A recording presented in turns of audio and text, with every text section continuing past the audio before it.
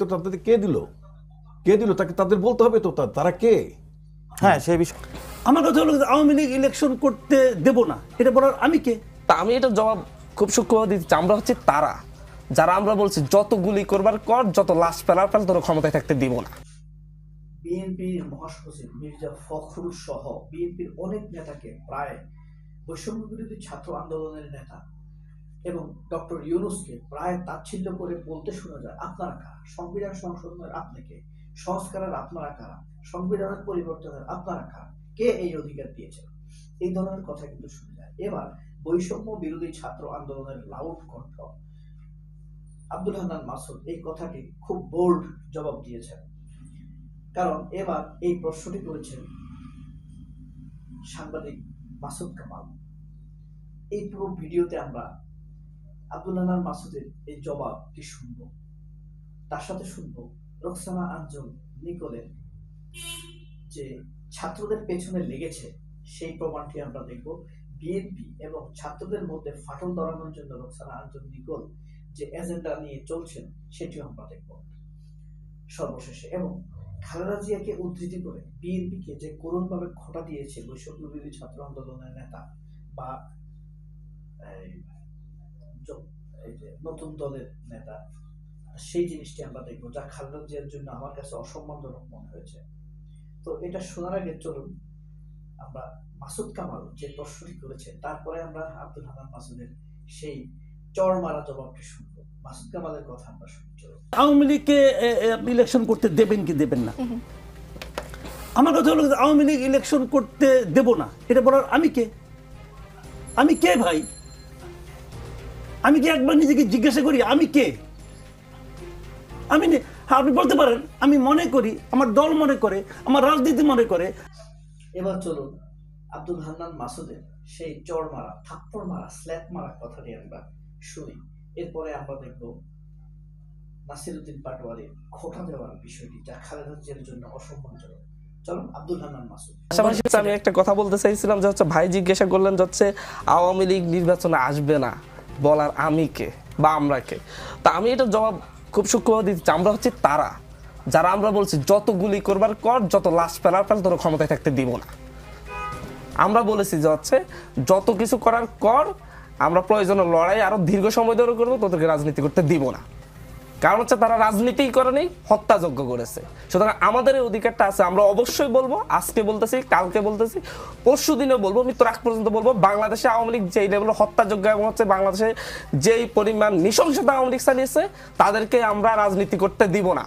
সেটা আমি একা এক জায়গা থেকে হই, আরো হচ্ছে আমাদের তার মানে আব্দুল হান্নান মাসুদ 2000 শহীদ হয়েছে, তাদের পরিবার 10,000 মানুষ আছে, 10,000 মানুষ এক জায়গায় দাঁড়িয়ে বলবো আমরা রাজনীতি করতে দিব না। 22,000 আহত আছে, 22,000 আহত এক জায়গায় দাঁড়িয়ে বলবো আমরা রাজনীতি করতে দিব না।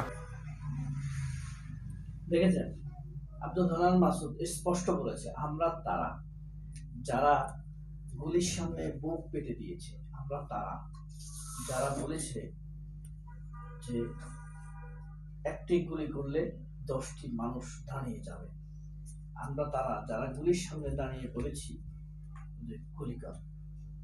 বোল্ডলি বলেছেন, যে কথার উত্তর দীর্ঘদিন ঘুরে বেড়াবে।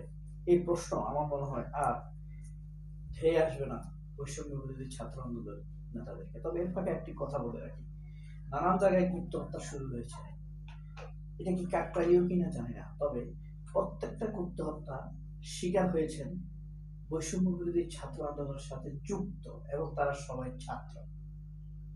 এই জিনিসটি সরকারকে খতিয়ে দেখার জন্য অনুরোধ করছি। এই অনুরোধ তাদের কাছে পৌঁছবে কিভাবে? আপনারা শেয়ার দিলে, লাইক দিলে, কমেন্টস করলে। যাই হোক, এইবার এরপরে দেখুন, এই যে একটি স্ট্যাটাস দিয়ে দেখতে পাচ্ছেন নাসিরউদ্দিন পাটোয়ারি। এই যে দেখেন, এই যে দেখেন খালেদা জিয়ার একটি ছবি এইভাবে শেয়ার দিয়েছেন নাসিরউদ্দিন পাটোয়ারি। এখন কথা হলো, ওই যে প্রশ্ন করে আপনারা কারা, তো ডক্টর রিপন, মাহমুদুল হাসান রিপন যখন প্রশ্ন করেছে আমরা কারা, তখন ফেসবুকে স্ট্যাটাসে নাসিরউদ্দিন পাটোয়ারি খালেদা জিয়াকে নিয়ে এই স্ট্যাটাসটি দিয়েছে। পিছনে নাসিরউদ্দিন পাটোয়ারি যখন খালেদা জিয়াকে দেখতে গিয়েছেন, এই স্ট্যাটাসে নাসিরউদ্দিন পাটোয়ারি লিখেছেন যে আমরা হচ্ছি তারা যারা শেখ হাসিনাকে তাড়িয়েছি, খালেদা জিয়াকে আমরা মুক্ত করেছি। আশা করি উত্তর পেয়েছেন, এমন ভাবে বলেছেন। এখন কথা হলো, বিএনপির ভিতরে একটি শক্তিশালী অংশ ছাত্রদের সাথে কিন্তু এই বিএনপির দূরত্ব তৈরি করার ক্ষেত্রে ভূমিকা রাখছে। যারা ছাত্রদের সাথে দূরত্ব তৈরি করছে, খেয়াল করলে দেখবেন এরা কারা। এরা হলো এক নম্বর হলো মির্জা ফখরুল, হোক যত বড় নেতা, তবে এই ক্ষেত্রে তার ভূমিকা বেশি। এরপর দেখবেন রুমিন ফারহানা, অর্থাৎ বিএনপির ভেতরে যারা কিছুটা সেকুলার, অর্থাৎ আওয়ামী লীগ টাইপের বা ধর্ম কম মানে, তারাই কিন্তু বিএনপির সাথে ছাত্রদের দূরত্ব তৈরি করতে চাইছে। এর কারণ কি? কারণ এরা ভারতপন্থী। এর প্রমাণ হলো, ভারত কিন্তু ডক্টর ইউনূস এবং ছাত্রদেরকে দুই চোখে দেখতে পারে না, তাদের মিডিয়া দেখে বোঝা যায়। ভারত দেখতে পারে না যাদের, ভারতপন্থীরা তাদেরকে দেখতে পারবে না, খুব সহজ। আচ্ছা, এরপরে আমরা দেখি